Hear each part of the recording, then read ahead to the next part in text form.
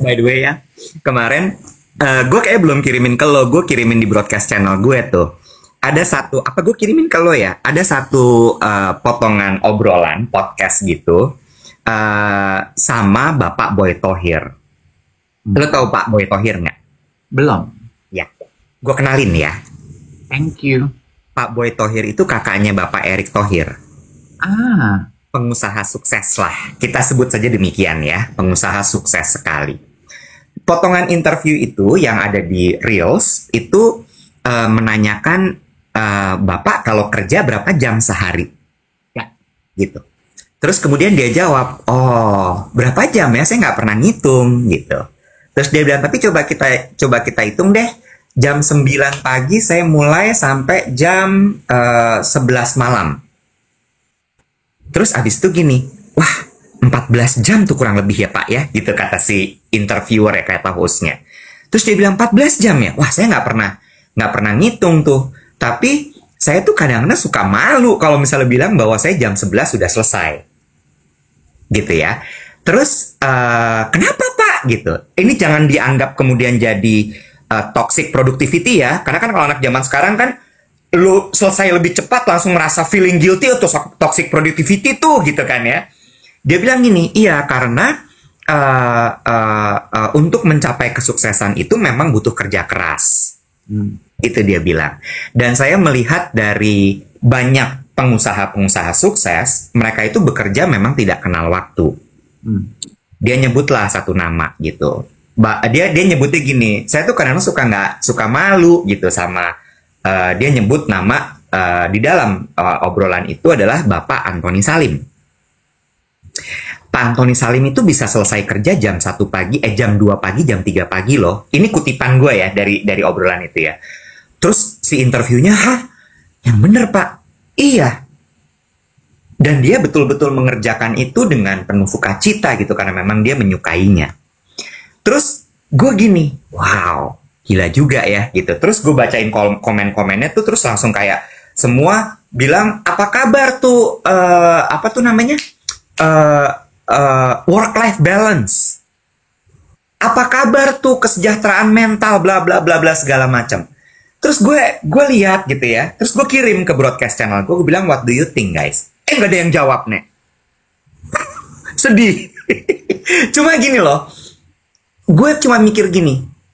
Iya ya. Ketika lo mau menjadi sukses, dengan definisi sukses adalah lo punya bisnis yang berhasil, lo punya harta yang melimpah ruah, gitu ya. Kerja kerasnya emang nggak main-main.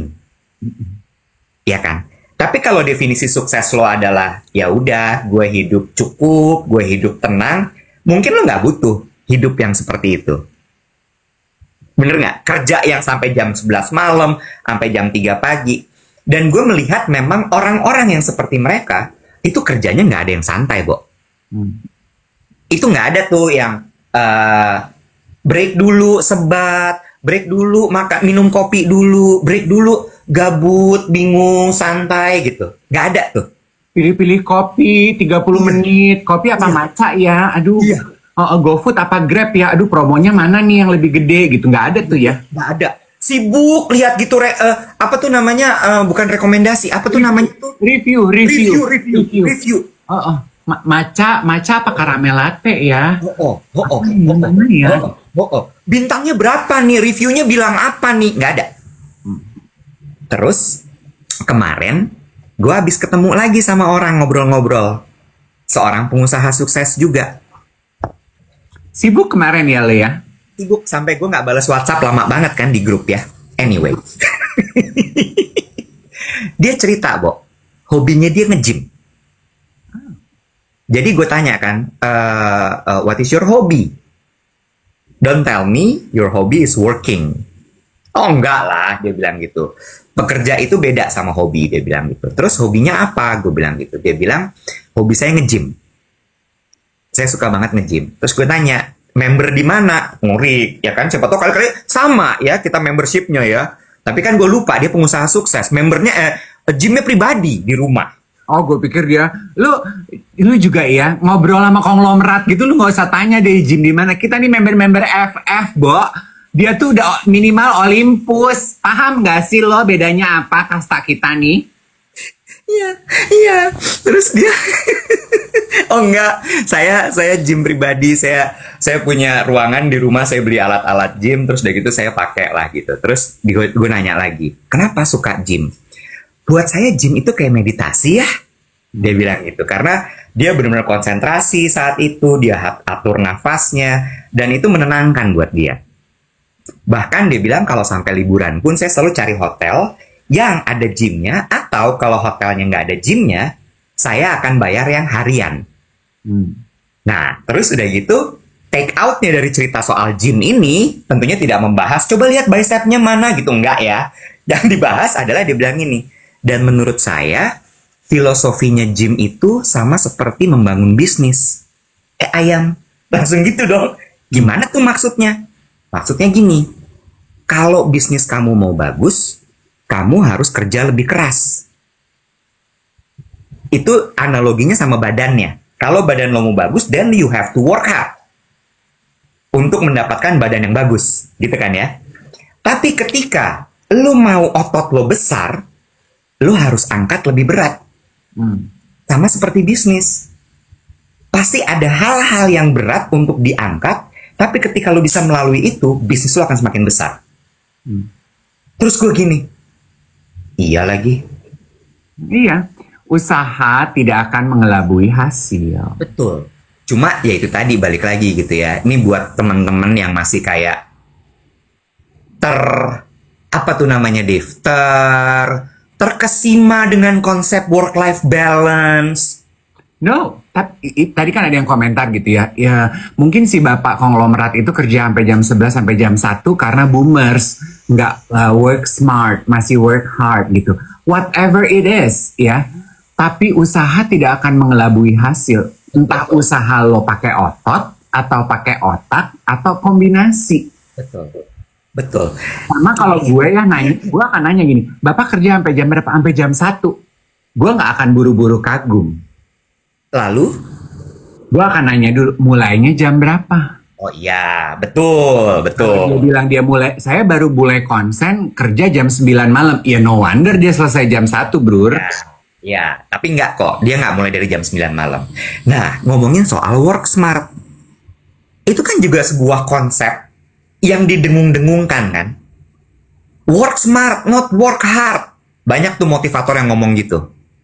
Kalau lu masih kerja sampai jam 12 malam, then you're not working smart. Bener nggak? Tapi kalau dari ceritanya konglomerat itu, they all work hard loh. Iya. On that topic ya, I don't know ya Iwet ya. Kalau gue, my personal opinion adalah di era sekarang ini, kalau work itu equals to working smart. If you're not working smart, I don't think it is entitled to be called as work. Lu tuh cuman kegiatan aja. Iya. Mungkin definisi smartnya yang harus dielaborate menurut gue. Iya, menurut gue lu tuh sama kayak ya lu tuh cuman berkegiatan aja tapi nggak ada faedahnya. That's not working smart. Itu dia. Lu mengisi waktu aja itu mah, just clocking absensi aja. Ini yang gue bilang sambil gue cuci tangan gitu habis ngobrol sama dia gitu ya. Terus gue mikir gini, banyak orang yang bilang, oh dia nggak working smart. Working smart tuh definisi lo apa? Kan banyak yang bilang, ya lo nggak perlu kerja sampai sekeras itu untuk bisa menghasilkan hasil maksimal. Bentar. Kayaknya nggak gitu deh konsepnya. Nggak gitu konsepnya. Working smart meskipun durasi kerja lo panjang, tapi kalau memang lo maksimal mengerjakan dalam setiap jamnya itu banyak hal yang lo selesaikan, that's working smart. Bener gak sih? Iya, dan buat gue ya gitu, work hard dan work smart gitu ya. Kenapa itu jadi diskusi panjang yang gak selesai? Karena gitu ya, smart itu ukurannya beda-beda loh setiap orang. Bener. Smart buat gue beda dengan smart buat Iwet. Tapi working hard itu ukurannya sama. Dua-duanya sama. Iya kan? Jadi makanya orang tuh lebih gampang bersembunyi di balik working hard. Nah, karena smart itu beda-beda, Nek. Nah, ini yang mau gue bilang. Sebenarnya gini loh, poin yang mau gue angkat di sini adalah banyak orang yang berlindung dalam konsep-konsep itu. Berlindung? Bener nggak? Mm-mm. Karena mereka malas kerja, karena mereka nggak mau capek, karena mereka nggak mau bekerja keras, terus bilang, I'm working smart. Enggak. Ngerti kan lo? Mm-mm. Ya, working smart dianggap sebagai ketika gue bisa mengendalikan teman gue, ketika gue bisa menggunakan teman gue untuk mengerjakan pekerjaan gue, itu working smart. Enggak, itu nipu. Mm-mm. Itu ngapusi. Ini ya, kata smartnya aja deh. Emang ada waktu zaman kita sekolah, orang yang smart mengaku kalau dia smart. Nggak ada. Jadi kalau lu kerja masih menggadang-gadang dan sibuk membranding lu working smart, you're not. Mhm. Kalau emang lu working smart, lu nggak perlu teriak-teriak, lu nggak perlu jerit-jerit, hasilnya kelihatan ya. Iya, bener. Gue suka dengan efektif. That's also smart. Right? Bener nggak? Efektif tuh gue suka tuh. Teliti, cepat, itu efektif. Mm-mm. Solutif, itu efektif. Mm-mm. Ya nggak? Mm-mm. Nggak buang-buang waktu sibuk ngebedain matcha latte sama caramel latte tuh bintangnya banyakan mana. Bener gak sih, Nek? Iya. Ya, mau mikir buat makan siang udah mulai dari jam 10 pagi sampai jam 12. Nih ayam geprek ini sama ayam taliwang yang ini bedanya apa ya? Dari jam 10 sampai jam 12, Mali. Aduh. Tuh makanan baru datang jam 1. Dia baru makan jam 1:04. Baru dia beres makan jam 2:30. Terus lo mau melabeli diri lo working smart. Aduh ya ampun. Bener gak sih? Ya. Ya. Gue tuh kadang-kadang gini, lagi ngapain? Iya, aku lagi bingung mau makan siang apa nih. Kenapa bingung? Iya, soalnya ratingnya tuh banyak banget nih reviewnya. Sangat bingung. Ya Allah. Karena nggak tahu ya, kalau buat gue orang-orang itu sebenarnya memang mereka mencari kebingungannya. Karena memang nggak tahu aja mesti ngerjain apa, jadi ya udah deh, they dwell on the kebingungan. Iya, dan abis itu berlindung bahwa kayaknya work-life balance gue nggak imbang deh nih.